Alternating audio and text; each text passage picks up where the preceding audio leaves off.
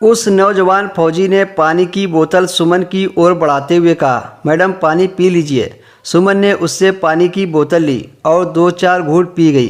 पानी की बोतल वापस देते हुए सुमन ने उससे पूछ ही लिया कि आप फौजी हैं क्या। सुमन ने उससे दोबारा कहा, बुरा मत मानना प्लीज़, मैंने सुना है कि फ़ौजी कम दिमाग के होते हैं। लड़की देखी नहीं कि कभी उनके सिर में तो कभी उनके बदन में खुजली होने लगती है और फिर वह पागलों की तरह लड़कियों को देखने लगते हैं।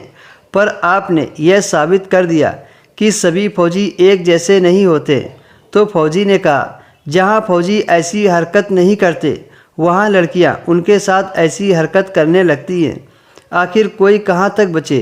उस नौजवान की बात सुमन के सीधा दिल पर लगी। बात करते करते नौजवान ने नाम पूछा। उसने कहा सुमन। तो फिर सुमन ने भी पूछा कि आपका नाम क्या है। तो वह बोला मनोज। सुमन और मनोज में दोस्ती हो गई और ट्रेन अगले स्टेशन पर रुकी तो वहाँ पर एक कपल बढ़े। वह अपनी बर्थ ढूंढते ढूंढते सुमन के पास आ गए। वो कपल जोड़ा थोड़ा एजेड थे तो उन्होंने सुमन से कहा, बेटी क्या तुम ऊपर वाली सीट पर चली जाओगी, मुझे चढ़ने उतरने में थोड़ी दिक्कत होती है।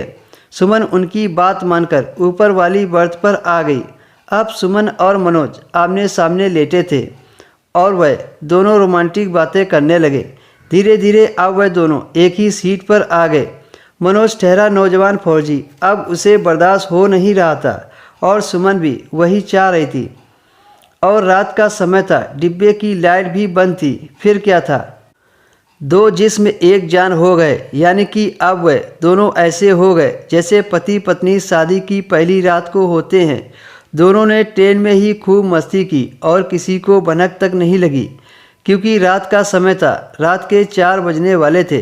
सुमन का स्टेशन आने वाला था। सुमन उठी और अपना सामान निकालने लगी। मनोज तो सो ही रहा था। उसने मनोज को कुछ नहीं बताया और उसके पर्स के सारे पैसे निकालकर वह अगले स्टेशन उतर गई और सुमन ने एक पर्ची पर्स में डाल दी थी। जब सुबह के 6 बजे तो मनोज की आँख खुली तो देखा सुमन गायब थी। उसने इधर उधर सुमन को ढूंढा पर वह कहीं नहीं मिली।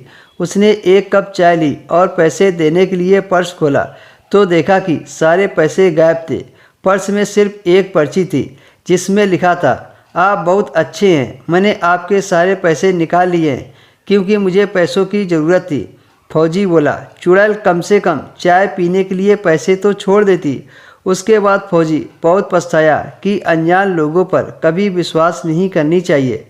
दोस्तों, इस कहानी के प्रति आपकी क्या राय है? क्या सुमन ने सही किया या गलत? कमेंट करके ज़रूर बताएं।